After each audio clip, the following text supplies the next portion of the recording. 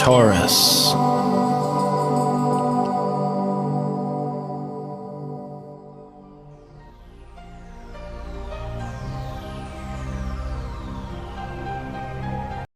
Hello Taurus, this is November 2016 and your astrological forecast, and last month you were working on your routine, how to get things up and running in a more efficient way.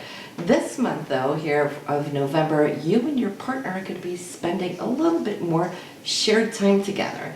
The Sun and Mercury both are going through this area, which is going to allow you to not just communicate a whole lot more, but it will also allow you to talk about those things that are very important to both you and him or her.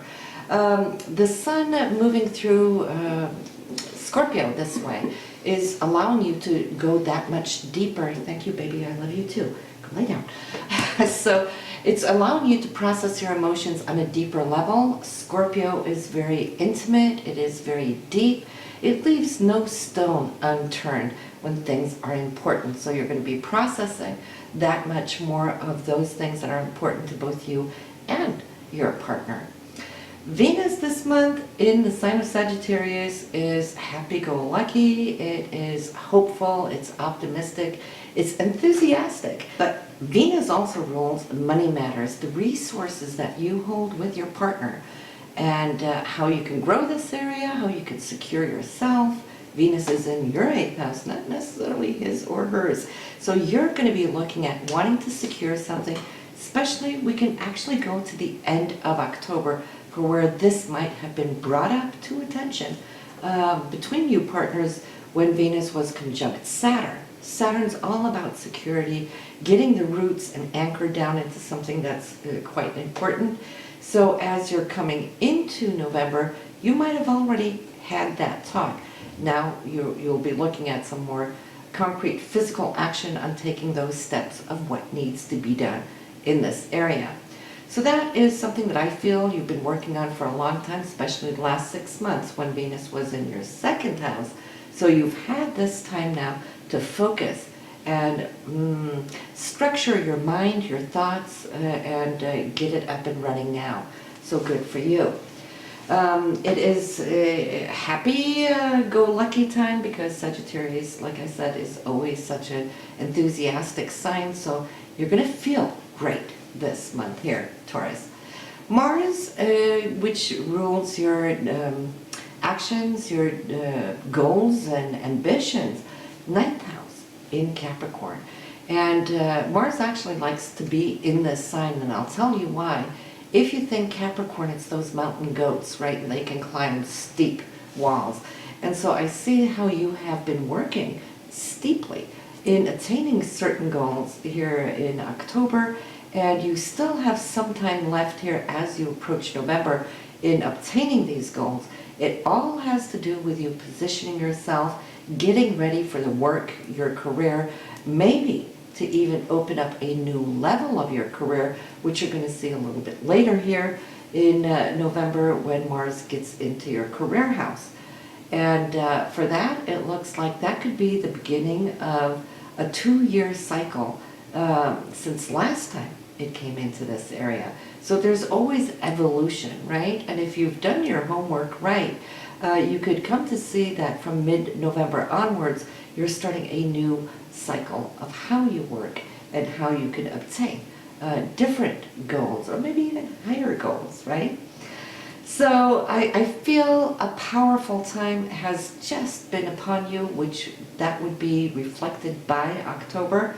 And I agree with many of you who do write me and so forth, saying that before they even start listening to the oncoming month, they'll re-listen to the prior month. Why? Because if you listen to the forecast, say, several weeks early, it's like you hear it in the now and then you forget all about it when you get into the month itself, right?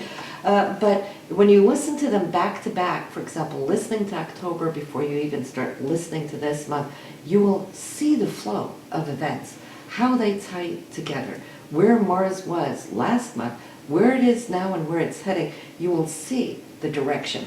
It really helps you connect all the dots, get more sense of empowerment of taking a charge on your chart. But yes, Mars will be moving into your 10th house career, into the sign of Aquarius, which tends to think outside of the box, right? In new ways, new structures. Aquarius is all connected to anything technology, but also into power and energy. So some of you might even see how that can tie into what you're doing. Aquarius also rules the internet, since its ruler Uranus is all about new inventions and so forth. So you might just find that you're thinking in different ways here in November, which actually could be pretty nice. We have Jupiter that has moved into your 6th house. We've talked about it. It's going to be there till late summer of 17. So how's that working for you, Taurus? Are you seeing how it is helping you prepare a better day-to-day life schedule? 6th house is all about your schedule. Jupiter wants to be generous with you. You might find that you find yourself starting to take a little bit more time off so you could do things that are important to you. We still have a long ways to go with that. Some of you early in your sign has more of a direct hit with Jupiter to your sun. Those of you born later, say from 2/3, the last 2/3 of your sign, you'll be getting that more and more as we progress. But the first third should start having felt how Jupiter is helping you to obtain that. Then we have the new moon. The new moon this month, it is the 29th of November, and it's in the sign of Sagittarius, which for you here is your 8th house. So again, we're looking at monies and how to save or how to grow your money, not necessarily income on a monthly basis, that's your 2nd house, but how can you grow your investments? And also looking into shared resources with your partner again. So that's kind of reiterating what Venus and Saturn has already been doing there. So the new moon is time when we set and place our intentions. So that would be the 29th of this month.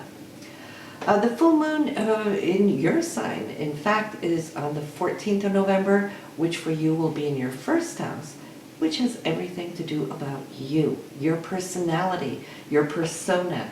This is going to be illuminated one way or the other. You're going to be taking center stage this full moon, Taurus, and I believe you're going to really like and enjoy what that is going to be all about.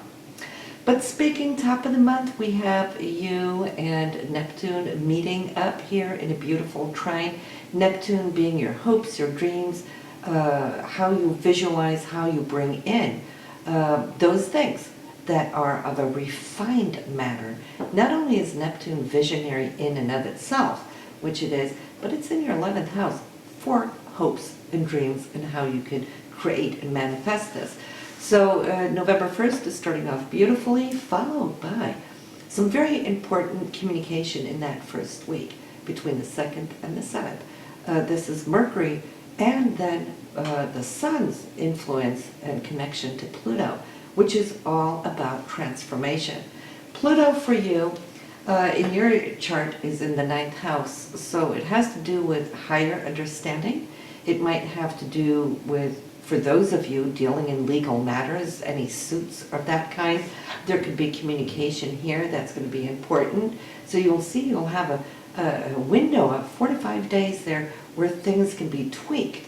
It's also the area of publishers and also long distance travel. So you can see how that perhaps may come to work for you. On the 15th, we talked about Mars being your drive, your ambition, your goals, and it now will be 6th house by Mercury, which is communication. So a very important communication, and it has to do with where you're angling now towards your career, may come up, and I feel that this communication is going to be quite important because it has to do with the direction you're heading and locking something into place. So pay attention to this day so you can make the most out of it. We have on the 19th, this is a very romantic date for most of you out there. This is Venus and Neptune. Neptune being the higher octave of Venus, so it's kind of like a double whammy. For you, Venus here with Neptune then over in your 11th house, has to do with hopes and wishes. It's coming from your 8th house of intimacy. Whatever it is you and your partner are agreeing upon right now feels like a dream come true. Okay, the 8th house with not just intimacy but also with financial matters. This could be a financial dream also, locking itself in.